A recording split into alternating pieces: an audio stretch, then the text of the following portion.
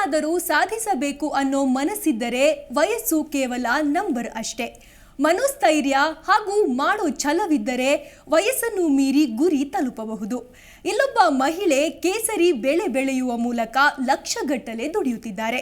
ಹಾಗಾದ್ರೆ ಆ ಮಹಿಳೆ ಯಾರು, ಎಲ್ಲಿನವರು, ಕೇಸರಿಯಿಂದ ಅವರು ಪಡೆಯುತ್ತಿರುವ ಲಾಭ ಎಷ್ಟು? ಡೀಟೇಲ್ಸ್ ಇಲ್ಲಿದೆ ನೋಡಿ. ಏನನ್ನಾದರೂ ಸಾಧಿಸಬೇಕು ಅನ್ನೋ ಮನಸ್ಸಿದ್ದರೆ ವಯಸ್ಸು ಕೇವಲ ನಂಬರ್ ಅಷ್ಟೇ. ಮನೋಸ್ಥೈರ್ಯ ಹಾಗೂ ಮಾಡೋ ಛಲವಿದ್ದರೆ ವಯಸ್ಸನ್ನು ಮೀರಿ ಗುರಿ ತಲುಪಬಹುದು.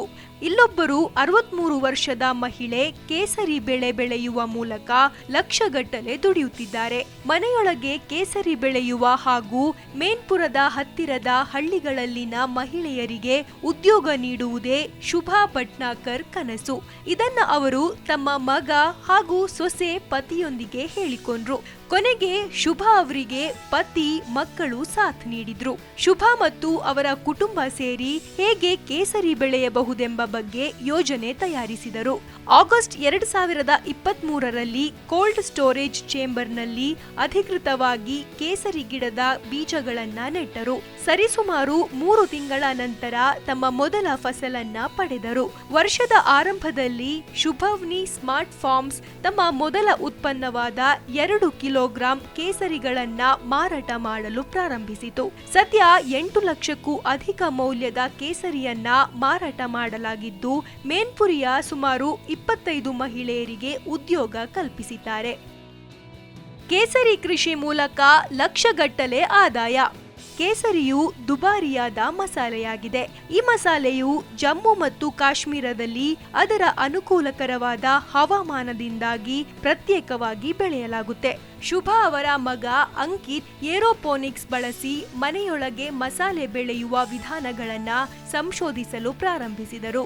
ಬೆಳೆ ಮೇಲೆ ನಿಗಾ ಇಡಲು ಬೇಕಾದ ತಂತ್ರಜ್ಞಾನ ಹಾಗೂ ಸೆನ್ಸರ್ಗಳ ಬಗ್ಗೆಯೂ ಪರಿಶೀಲನೆ ನಡೆಸಿದರು. ಕಾಶ್ಮೀರದಲ್ಲಿರುವ ರೈತರ ಬಳಿ ಕೇಸರಿ ಬೆಳೆಯುವ ಬಗ್ಗೆ ಮಾಹಿತಿ ಪಡೆದರು.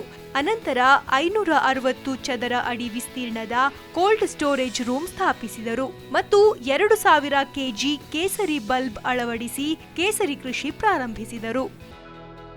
ಮನೆಯೊಳಗೆ ಕೇಸರಿ ಬೆಳೆದದ್ದು ಹೇಗೆ?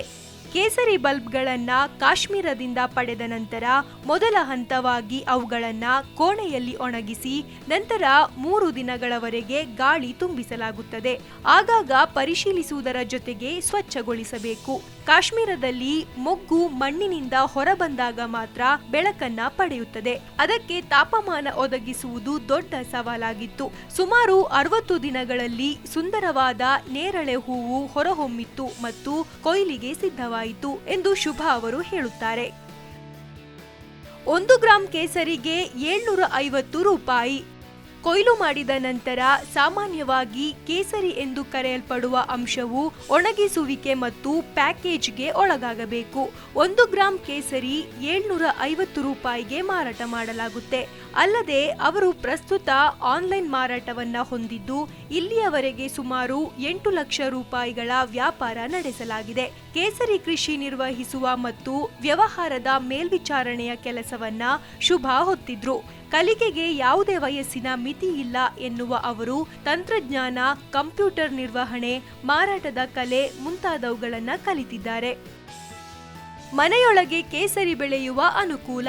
ಮನೆಯೊಳಗೆ ಕೇಸರಿ ಬೆಳೆಯುವುದರಿಂದ ಹವಾಮಾನ ಬದಲಾವಣೆ, ಮಣ್ಣಿನ ಸಮಸ್ಯೆಗಳು ಇರುವುದಿಲ್ಲ. ಸರಿಯಾದ ತಾಪಮಾನ ಮತ್ತು ಸೆಟ್ಟಿಂಗ್ಗಳನ್ನ ನಿರ್ವಹಣೆಯನ್ನು ಕಲಿತರೆ ಇದು ಅನುಕೂಲಕರ ಕೃಷಿ ವಿಧಾನ. ಹಾಗೆಯೇ ಕೃಷಿ ಜಾಗವು ಉಳಿತಾಯವಾಗುತ್ತೆ.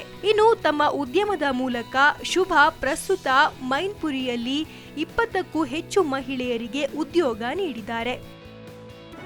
ಜಿ ಕನ್ನಡ ನ್ಯೂಸ್ ಈಗ ನಿಮ್ಮ ಮನೆಯಲ್ಲೇ ನೋಡಿ. ಎಲ್ಲ ಕೇಬಲ್ಗಳಲ್ಲಿ ಈಗ ಲಭ್ಯ.